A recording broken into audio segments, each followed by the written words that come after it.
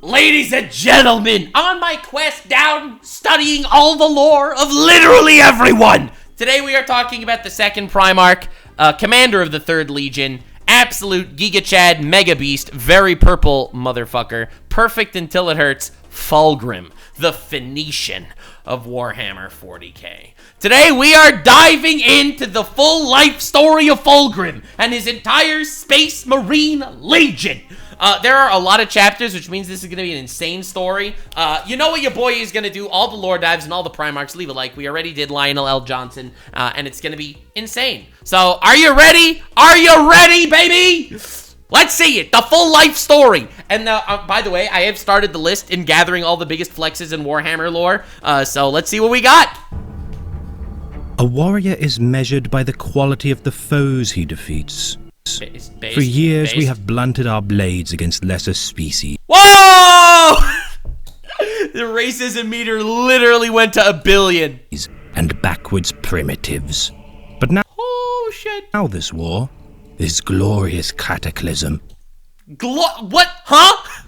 It presents us a chance to display for all eternity our perfection in the arena of war against the most formidable foe we shall ever face. Oh my god, bro is literally cooking. Our brother legionaries.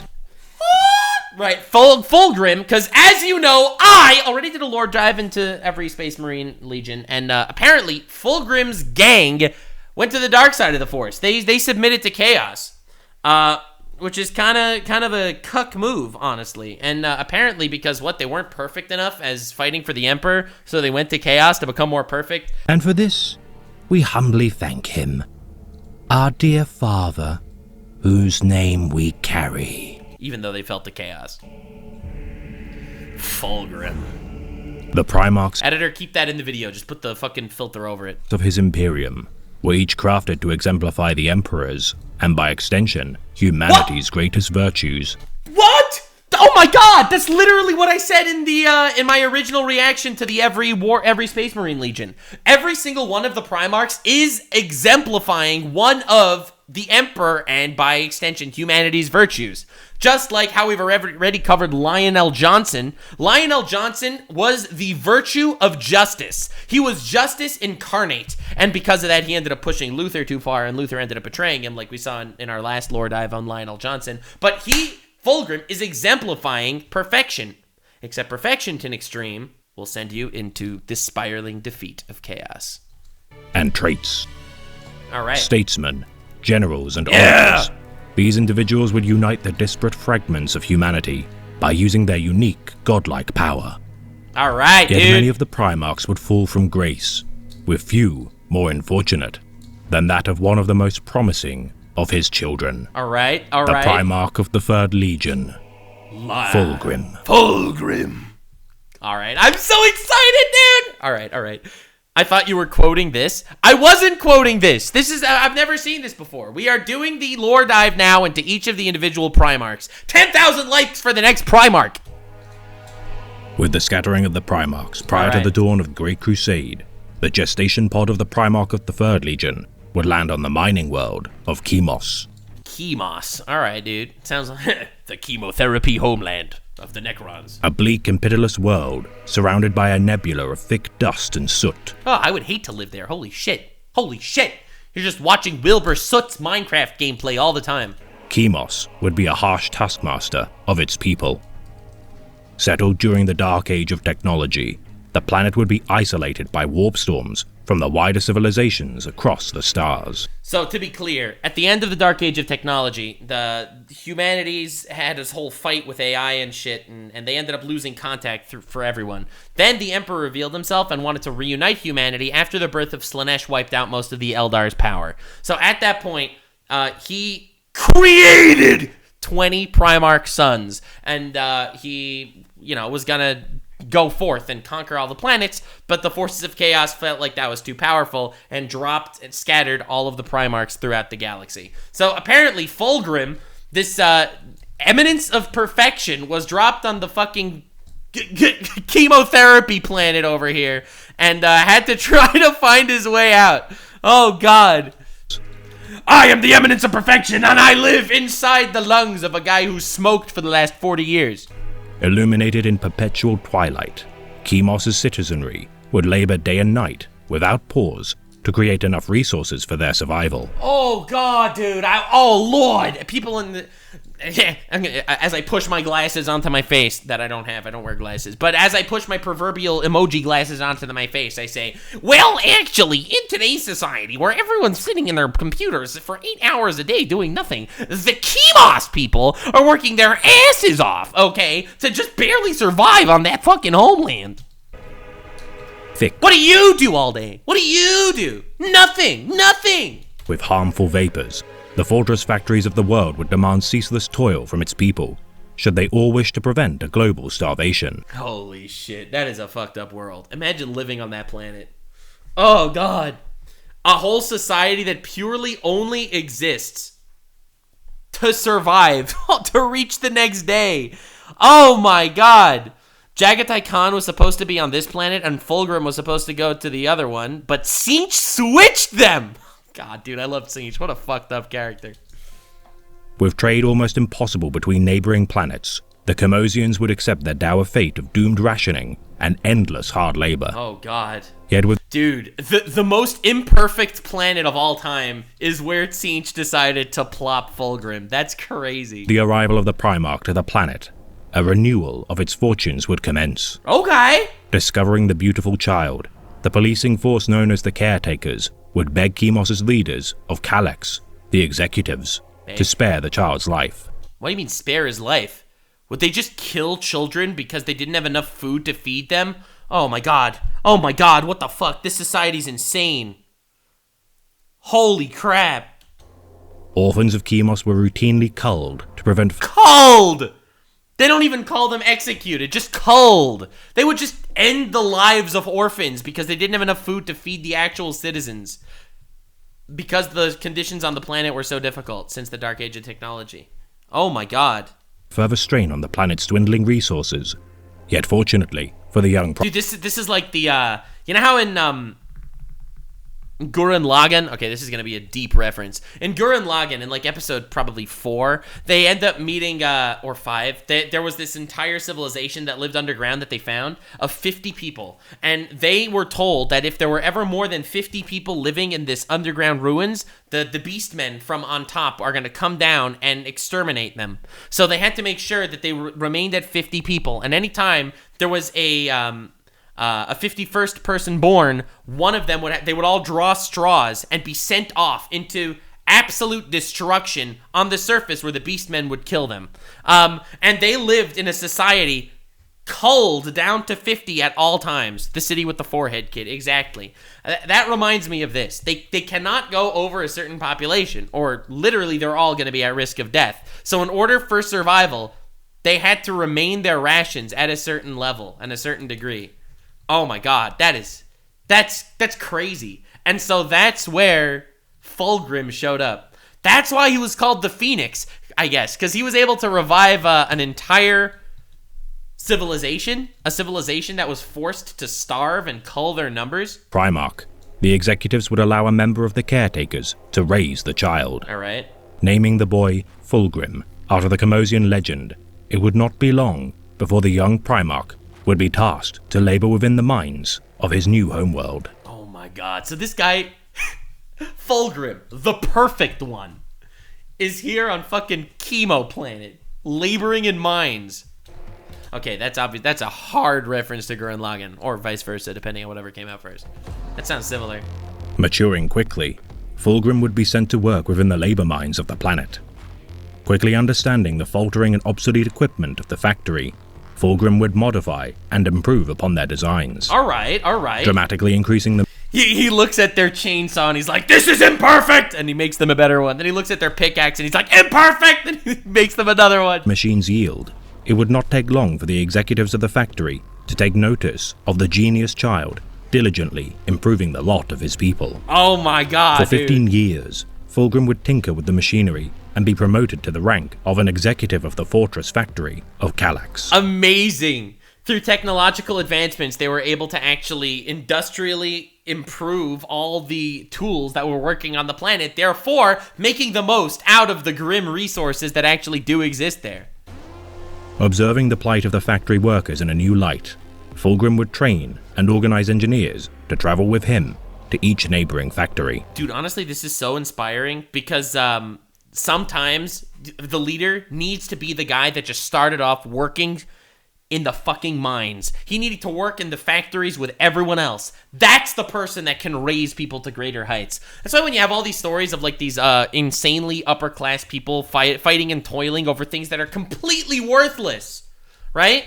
Like the whole Ozempic thing that South Park was recently making a whole satire about. It's like, Ozempic, it's something for people with diabetes or incredibly rich people. What about incredibly obese people that are at risk of dying because they're obese? Nah, fuck those guys. Rich people and diabetics, that's it. And it's a joke. Sometimes the person that could raise up society is not the incredibly out-of-touch rich person that's saying things. It's like when COVID started and they released the that whole song of, oh, all of these incredibly sad rich people that had to live in their mansions and not leave their mansions.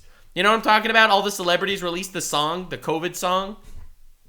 The most out-of-touch bullshit of all time. Sometimes, to be a leader and to bring a nation forward, the leader needs to come from the mines, from the factories. And that was the rise of Fulgrim. In order for a king to lead, he needs to move first. Pull a Lelouch and move your king on the chessboard. That's how you get the people to follow. Guidance, the engineers would repair and improve the factory's machinery. Salvaging long-dormant artifacts from the Age of Strife, the mining production of the planet would exponentially improve. Allowing for free time to construct new machines to further improve efficiency to the factories, Fulgrim would overhaul the entire planet's infrastructure and living standards. See, can you imagine if think about it this way. Think about it this way. If Fulgrim would have just been like, oh my god, it's the son of the Emperor, and they would have just given him a cushy lifestyle, he would have literally not been able to help the Emperor at all, or the planet at all. The only reason why the planet was able to get itself out of industrial collapse was because Fulgrim needed to work in the mines like everyone else. Like, how do you expect the subjects to follow a pampered king? How do you expect a out-of-touch monarchy to actually help anyone? Honestly, such inspiring shit.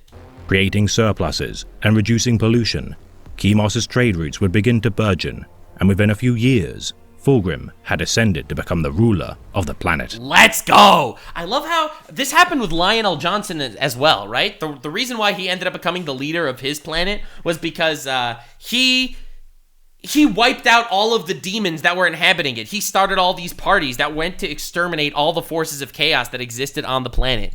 What's so insanely cool for, Lion as well as for Fulgrim so far is they didn't get elected to the leaders of their respective worlds because they were the son of the Emperor. They didn't nepotism their way to the top. They earned that spot.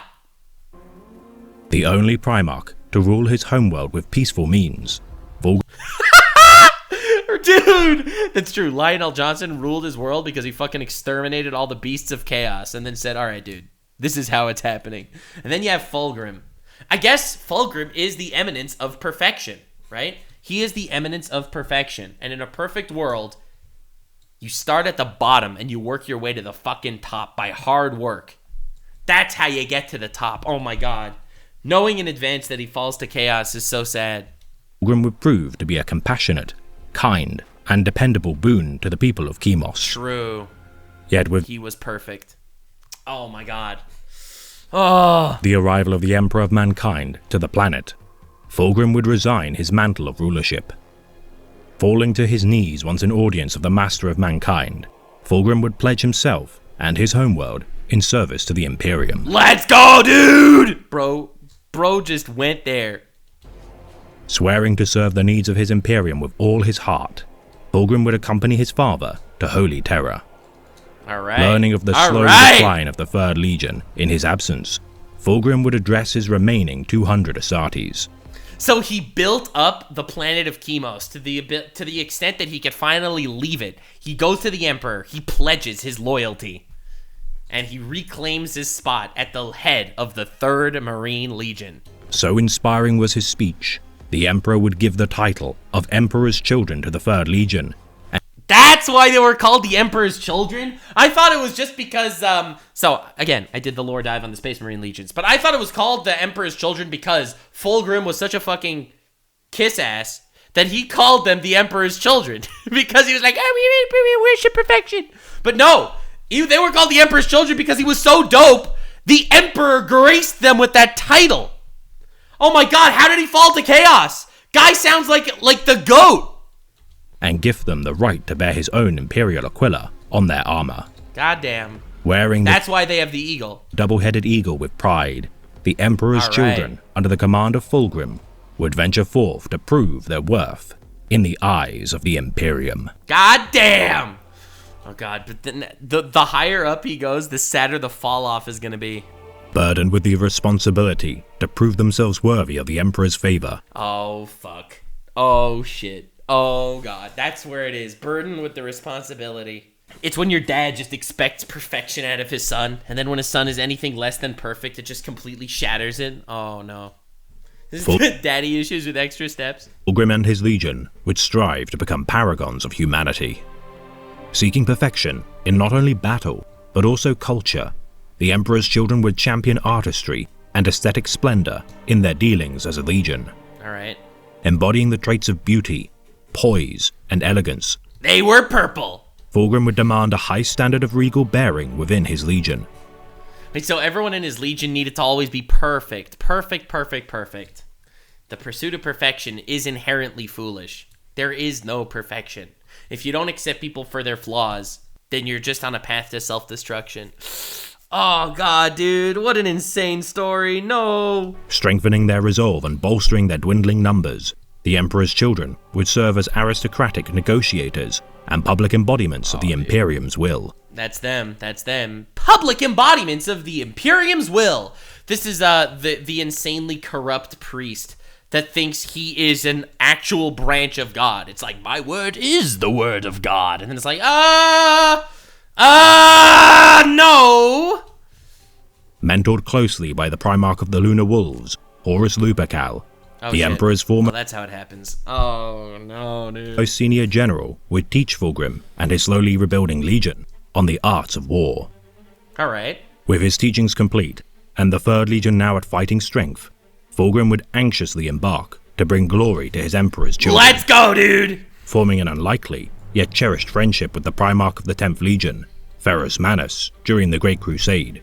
The Emperor... The 10th Legion was the Iron Warriors? Was that them?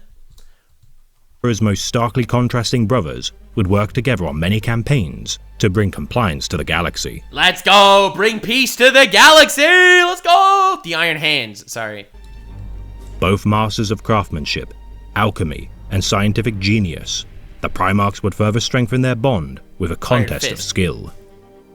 Crafting weapons fit for a god of war, the Venetian and his affectionately named Gorgon would create weapons of legendary splendor. Ferrus Manus. So they would make perfect weapons, right? It's the industrial wit of the Phoenix of Keros or whatever, Chemos, and working together with the Iron Hand guys, the guys that would the ultimate tech fuckers, those guys, and they would come together to create perfect weapons. Would craft the sword known as Fireblade, wreathed in flame, alike to the Emperor's own personal weapon, whilst Fulgrim would construct Forgebreaker, a warhammer capable of sundering mountains in hands strong enough to wield it. Sundering mountains! Alright, dude, Fulgrim was a fucking menace. Deferring each other as the winner of the contest, as a sign of respect, the two Primarchs would gift one another their mastercrafted weapons. That's so wholesome. This is literally so wholesome. So the Iron Hands and the Sons of the Emperor created each other's Primarch's main weapons. Aw, that's pretty wholesome. Carrying them into battle, legends would be sung of the two like-minded brothers charging into battle with their weapons aloft and legions at their vanguard. Let's go! Yet unfortunately, For the Emperor! such a bond would be tested and fractured with the betrayal of the Imperium by the Primarch of the 16th Legion, Horus Lupercal. Wait, so when... Okay, I'm starting to see it, though. So, Fulgrim's betrayal happens after Horus's. Horus ends up betraying the Emperor, and then I guess Fulgrim works with him. But, alright. As the War Master of the Imperium began his slow descent into the thrall of chaos, Fulgrim would begin his own corrupting pilgrimage, leading the 28th Expeditionary Fleet during the conquest of the lair and... Oh, fuck, no way. Does he fall? He falls to Slaanesh, obviously. Oh, dude, because perfection is an extreme, right? Being someone that'll always chase perfection is someone that believes in extreme values.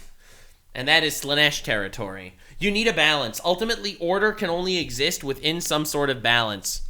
And if you're going to always be pushing yourself to extremes, to extreme perfection, you'll end up worshipping Slaanesh. Species. Fulgrim would begin to be enticed by the influence of the ruinous powers. Known to the Imperium as the planet 28-3, the lair Xenos would guard the resource-rich planet from Imperial advances. Alright. Dispatching his Astartes, Fulgrim would descend upon the planet and begin the slow, month-long extermination of the Serpentine lair in Xenos. Oh my god. Because obviously, perfection, if he regards humanity as perfection, and he regards the Emperor as perfect, and he, the son of the Emperor, and the sons of the Emperor's legion in general needs to be perfect, well then, anything that's not perfect needs to be exterminated. So he starts his insanely racist crusade to just harvest shit from these snake people, I guess. Oh, man. Discovering a strange temple within the coral nexus of the ocean planet, Fulgrim would investigate the structure, unknowingly stepping into a temple devoted to the chaos entity known as Slaanesh. So it was a mistake. So he ended up getting corrupted by his heretical entrance into a temple of Slaanesh. Of course, and that's the perfect one to entice him to. Fulgrim would find within the heart of the temple a peculiar artifact. The demon blade, known as the Blade of the Lair, would call to Fulgrim, whispering subtle treacheries into Fulgrim's very soul.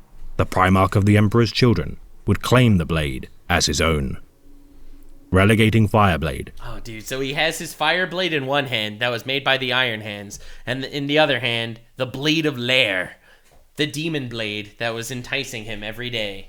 His most prized symbol of his most cherished brother, and favoring the Lair blade in battle, the influence of the greater demon within the sword would grow exponentially.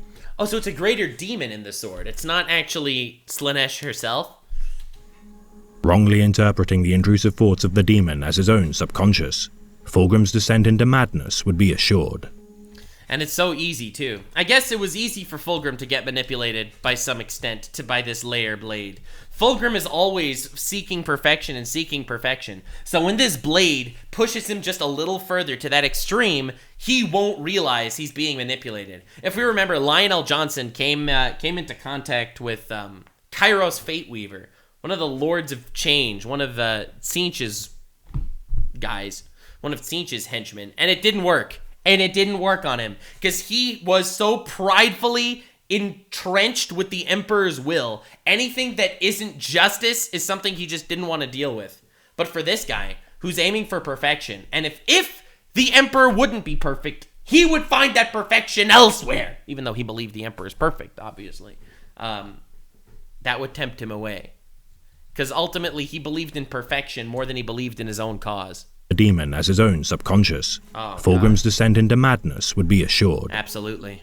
With Horus Lupercal's corruption by the ruinous powers complete, the War Master of Chaos would call to his likewise damned brother to join his betrayal of the Imperium. Yeah, and in Fulgrim's mind, he is still chasing perfection. And perfection, it's on Horus's side. It's not actually on the Emperor's side. It's not actually on the Imperium of Man's side. God, what a sad story. What a sad story, man.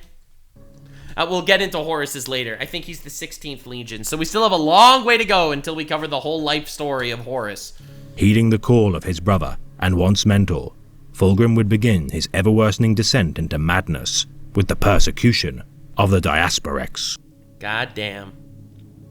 The Iron Hands, led by their Primarch Ferrus Manus, would be tasked with achieving compliance with the human elements of the Xenos-Human coalition, known as the Diasporex.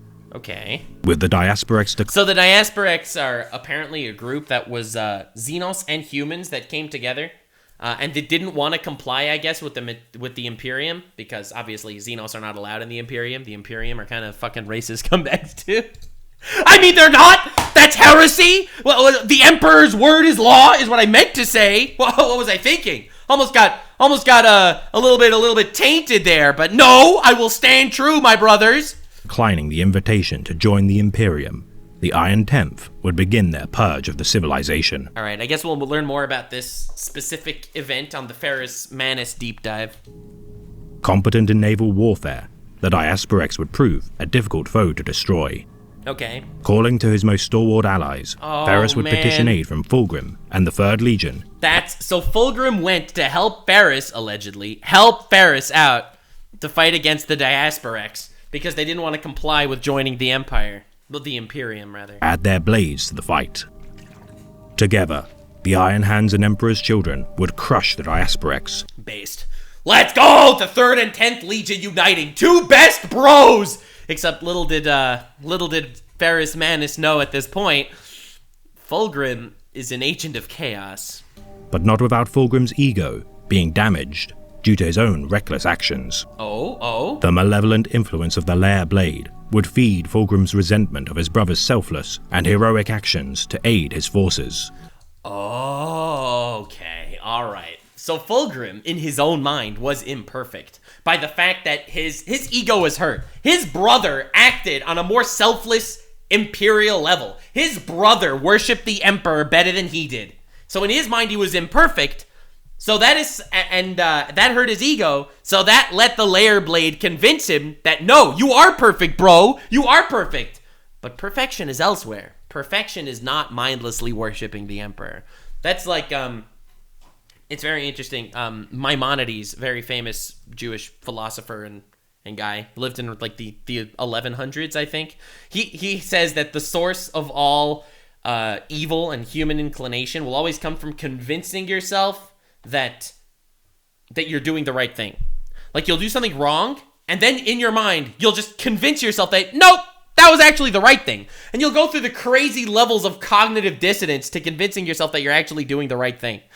Perfection is an illusion, right? Perfection doesn't exist. It inherently can't exist.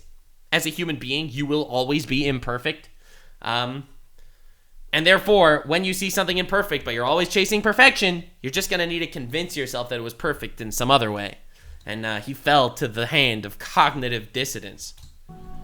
With the Diasporex slain, Fulgrim would travel to the ancient Eldar craft world of Ulthwé and be confronted by the Asavani Farseer. Yo, wait, what? So this man was out there gaslighting himself, and he went to fight an actual Eldar personally? Eldrad Uthrain. Alright. Warning Fulgrim of the War Master's impending betrayal, Fulgrim would, with the influence of the Lair Blade, unleash his outrage at the Eldar's accusations of his cherished brother. Wait, that's interesting. So he went to find this Eldar guy, and the Eldar guy told him that Horus was gonna rebel against the Emperor, I guess with some clairvoyance shit. And, alright, where does this go? Eldrad is the main Eldar? Okay. Oh, so the main Eldar... Wait, so the leader of the Eldar... Okay, so this is after... Slaanesh shows up. Alright, Slaanesh shows up, blows up the Eldar. The leader of the Eldar right now is Eldrad. He was found by Fulgrim at some point. And Eldrad told Fulgrim that Horus was going to rebel against the Emperor. Alright, we're following. With the aid of his Phoenix Guard, Fulgrim would slaughter Eldrad's Eldar retinue and cause the Farseer to retreat. Okay, so he didn't actually kill Eldrad, but he did beat him in battle.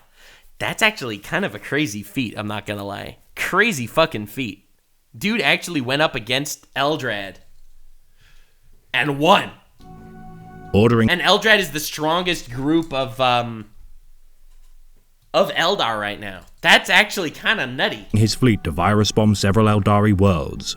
Fulgrim's rage would not And then he just goes and virus bombs a bunch of Eldar planets because he was mad. He's like, oh really? Oh really? Are you telling me that my brother is going to rebel against the Emperor? My brother and my commander?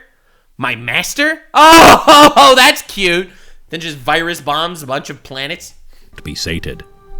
Seeking answers from Horus in person, Fulgrim would, despite his objections to Eldrad's assertions, succumb to the charisma and charm of the War Master and join in his plot for rebellion. God.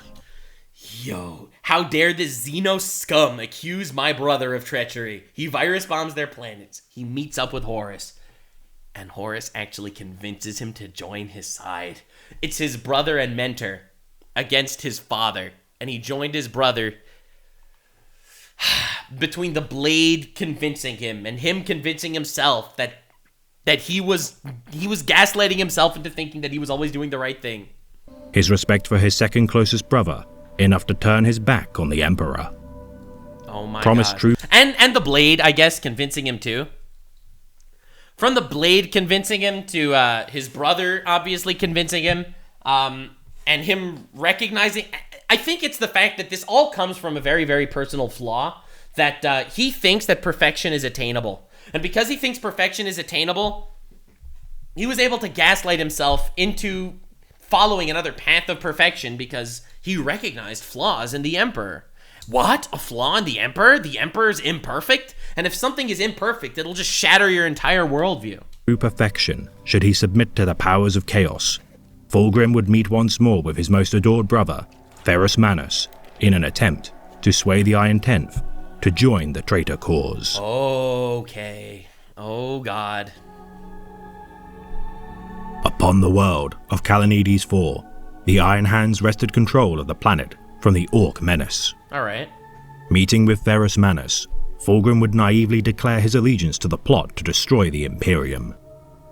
Enraged, the stalwart hero of humanity, Ferrus Manus would attack Fulgrim.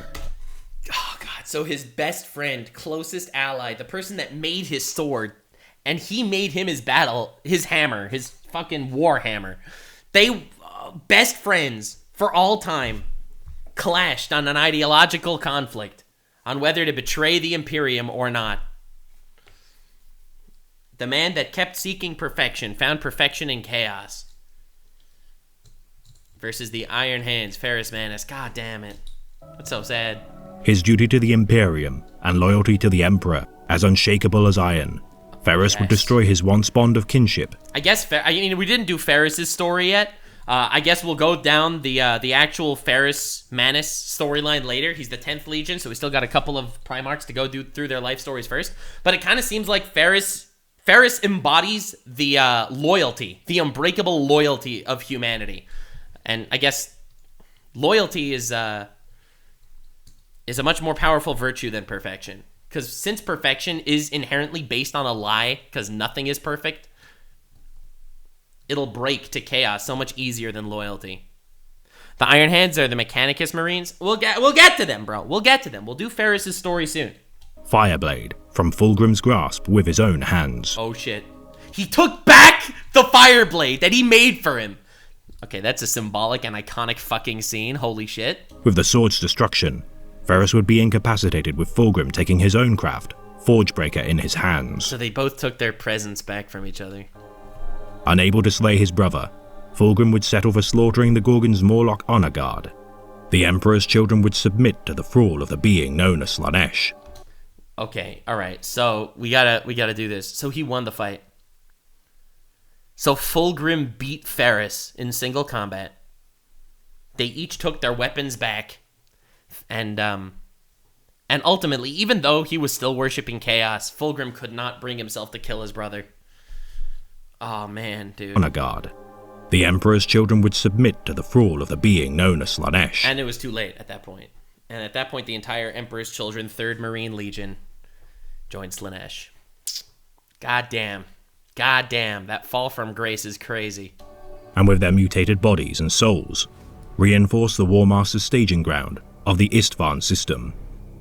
With Horus's betrayal laid bare for all to see, the Emperor would dispatch his remaining loyal sons to bring the traitors to justice. Spoiling for revenge, Ferrus Manus would lead the charge to Istvan V. Oh god, Ferrus Manus. God, you gotta feel bad for Ferrus, dude. Dude was loyal as shit to the Emperor and his best friend betrayed him. Oh my god, I can't wait to do his story. Alongside the Salamanders and Raven Guard legions, the Loyalists would face the traitors in battle. Against the World Eaters, Death Guard, Sons of Horus, and their own most hated foe, the Emperor's children. God, dude, the Emperor's children. No. The Iron Hands would seek to destroy the Phoenician and his ilk. Well, I mean, obviously the Iron Hands' main enemy right now is the Phoenician, is Fulgrim, is the Sons of the Emperor. Because, dude, nothing hurts more than betrayal. Betrayal is literally the worst fucking shit. Especially to the Iron Hands, who seem to be the embodiment of the Emperor's loyalty. I imagine betrayal is literally the worst thing that could possibly happen. And Fulgrim, aiming for perfection, completely crumbled under the weight of his task. You cannot be perfect. You cannot be perfect. And the more imperfections you do, the more times you mess up and find yourself just being imperfect, the more your self-gaslighting and cognitive dissonance needs to come into play to convince you that no, you are actually justice. That's how you fall into Slaanesh. That's how you fall into the hands of chaos. Oh, God.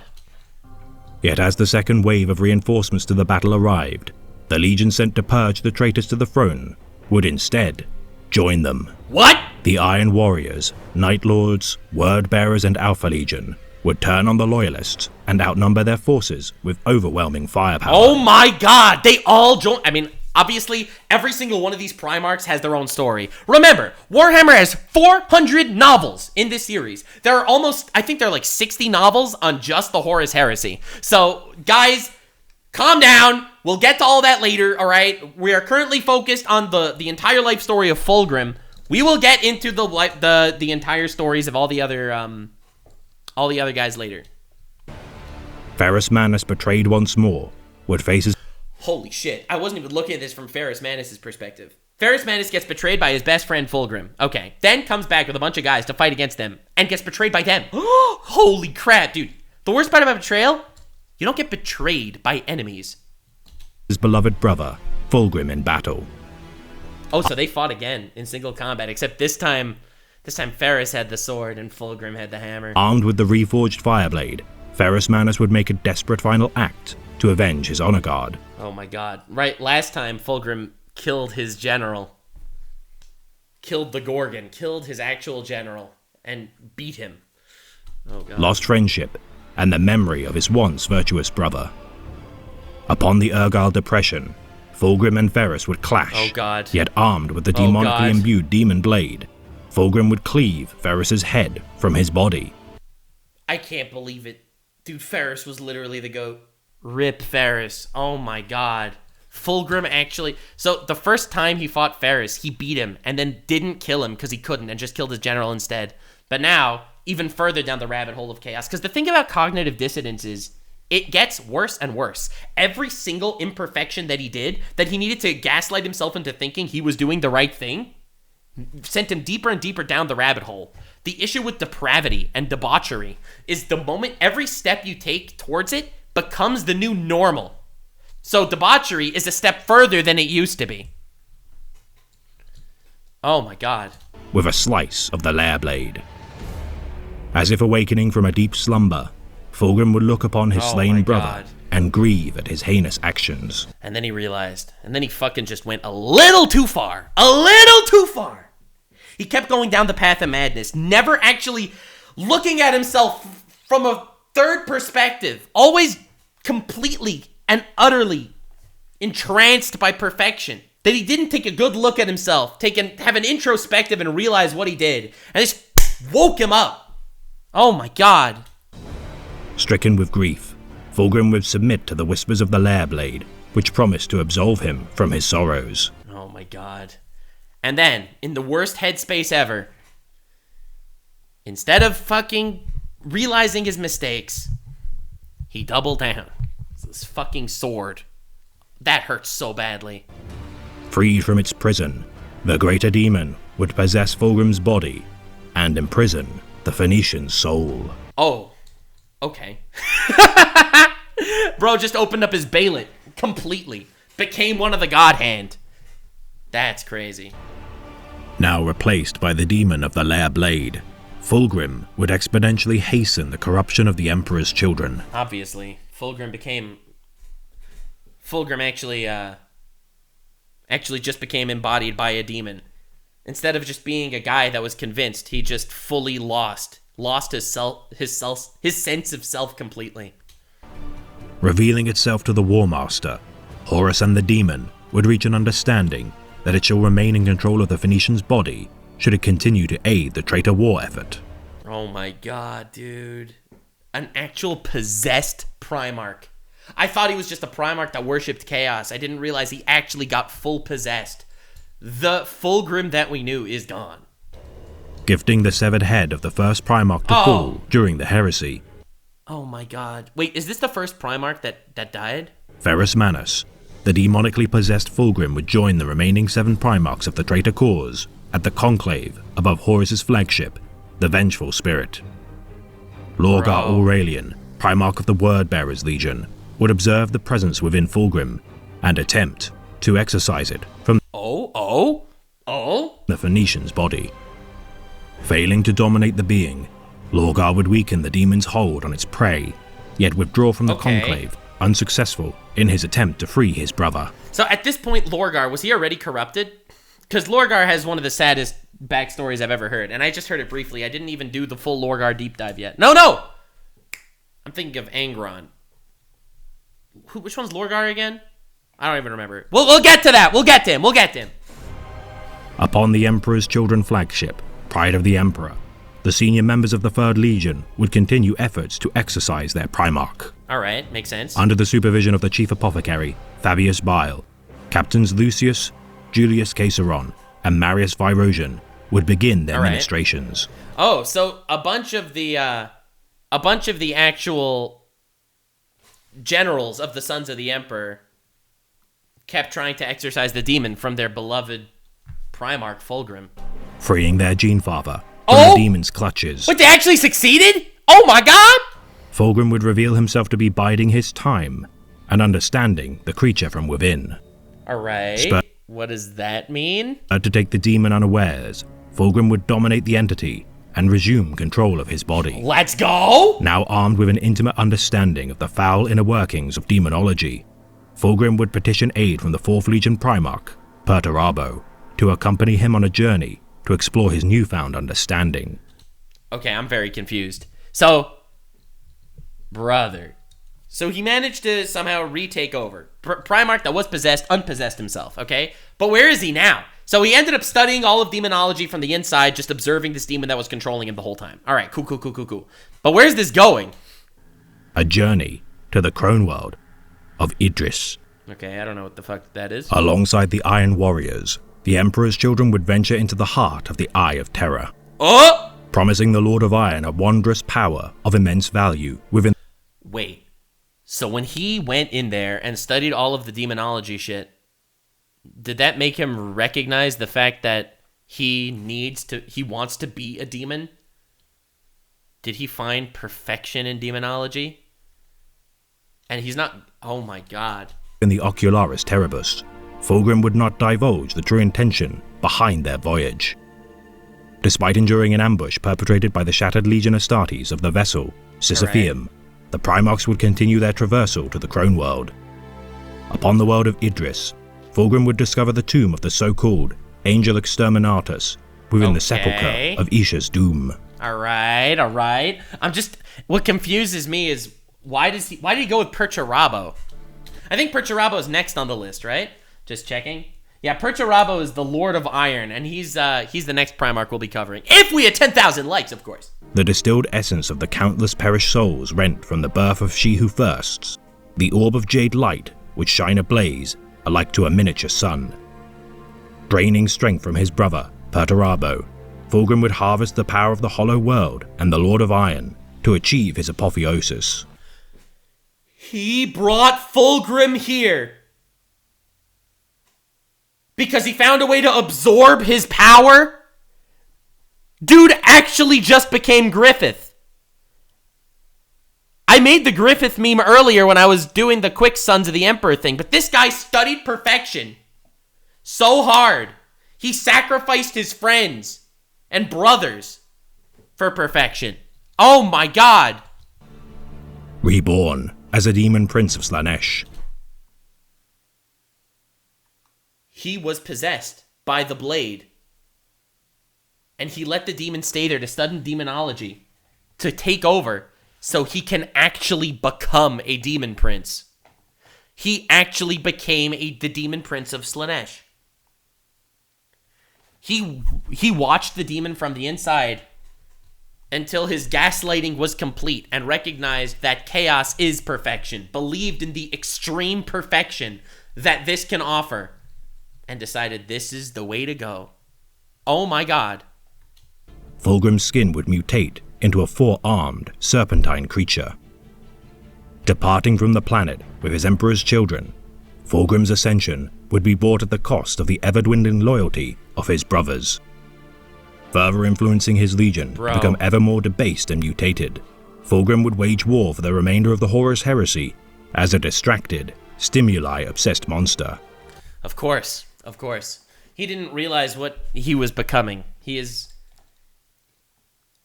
Perfection is just, he's chasing after the stimulus of perfection at this point, not perfection itself.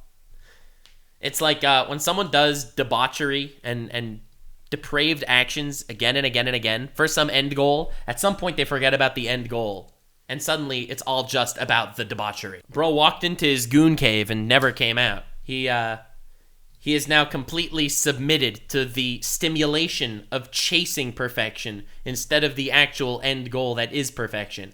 Bro became lost in the sauce! For even during the final battle of the war, the Siege of Terror, Fulgrim and his legion would busy themselves not with direction, discipline, or focus. Crazy! He didn't even care about the war anymore. It's not about perfection. It's about the stimulus of perfection. But with the torture and mutilation of the civilian populace. Oh my fucking god. The traitor war effort would fail, in part due to the Third Legion's wanton indulgences, and force Fulgrim and the Emperor's children to retreat into the Eye of Terror. However, that's literally perfect for Fulgrim, for Slaanesh, right? Looking at this from Slaanesh's perspective, she didn't want the Imperium to be wiped out. She wanted extreme chaos, and she succeeded. Abusing and depleting their captured slaves, the Emperor's children would seek new prey to enact their... Oh my god, dude. This is what happened to the Emperor's children. The former most loved group of Space Marines. Aversions. Fulgrim would lead his fragmented and wayward sons to ever more heretical pursuits of indulgences. The traitors would turn on one another, as all duplicitous betrayers unbound from honor and discipline. Of course, they're all traitors, every single one of them. They're debauched hedonists. They have no fucking morals or ethics or anything. Nothing matters anymore. They fully just gave in. In the search for perfection, he found nothing but failure. A want to do. With the Legion Wars incurring a heavy toll on every traitor legion, the Emperor's children would not be spared such losses. Devolving into small war bands, Fulgrim's Dude, and he still has that fucking sword. lack of leadership or grand objective would divide his once proud legion. It's almost like they fully embraced the idea that the extremes that they go to find perfection is so much is their purpose now. Perfection no longer even matters to them. Oh god. Though whilst the Third Legion may be divided and without direction, the Demon Primarch's influence still brings ruination to the galaxy. Yeah. Confronted by the Primarch of the Ultramarines, Rebute Guilliman, during the scouring of the traitors. Wait, Guilliman fought Fulgrim as a demon prince in single combat? Oh lord. Following their failed coup, Fulgrim... Wait, he got the two-headed eagle? I thought the two-headed eagle was specifically for the Sons of the Emperor. would prove to be a dangerous foe. Yeah, you don't say. During 121.M31, The 13th Legion would seek retribution from the Emperor's children at the Battle of Fassala. Alright. Dueling the Ultramarines Primarch in single combat. Yo! I can't believe Guilliman fought Demon Prince Fulgrim in single combat. Fulgrim would prove to be a deadly opponent, and with his chaos-infused form, slice the throat of Rabute Guilliman with a poison-infused blade. There's no way Fulgrim beat Ferrus Manus in single combat, and then beat Guilliman in single combat later. Bro is actually just Griffith. Searching for perfection, searching for perfection, and he became a fucking demon monster that sacrificed everything with zero morals. Damning Guilliman to a 10,000-year stasis-fueled slumber within Macragge. Oh, he didn't actually kill Guilliman. He just just put him in a coma for 10,000 years. Oh, okay. Temple of Correction. The Phoenicians' actions would deal the Imperium a fatal blow, which would be felt for millennia. Yet with the return of the Avenging Sun during 999.M41, Alright. Rabute Guilliman's resurgent wrath demanded. Oh, so Guilliman's back in the 41st millennium. It was just from around 30k to 40k that he was completely out of commission because of this. And vengeance against the Phoenician. And despite his long seclusion within the Eye of Terror, rumor persists that the chosen demon Primarch of Slaanesh once more unites his legion for war. Okay. So in the current time, he is literally gaining strength. His never-ending quest for his debased pleasures, once more unleashed upon the galaxy. It's so wild. It's like he started off as a guy that he tried to get to perfection, and it gave him such a good feeling to strive for perfection. And he remembers the good feeling that is the striving, but fuck the perfection part. And he'll keep just doing the insane amount of debauchery that he does to get that same high that he would have gotten for searching for perfection is the same high that he gets going to any extreme, acting as a demon prince for Slaanesh. Oh my god. Dude. That which causes us trials shall yield us triumph. True. If you didn't struggle, did you even do anything at all? That which makes our hearts ache shall fill us with gladness. True. If everything was just hunky-dory, then nothing would be cool, right? For the only true happiness is to learn, to advance and improve. True. But in the beginning he was improving to perfection, and now it's the improvement that matters. None of this could happen without rejecting error, ignorance, and imperfection. Oh, fuck. And that's where you fuck up. No. Improving connotes imperfection. We must pass out of the darkness to reach the light. And in the chase of pure perfection, he found himself absolutely consumed by chaos. That's rough, buddy. This has been a tale of the great Imperium of Man. Oh my god, dude. This has been the Remembrancer and the full life story of Fulgrim. Maybe the saddest fall from grace of all time. I can't believe he beat Ferrus Manus in single combat and Guilliman. He must be one of like at least top 5 strongest Primarchs. If you made it to the end, click one of these 2 videos, which also will definitely get me canceled. See you live on King. Stay weird, fam.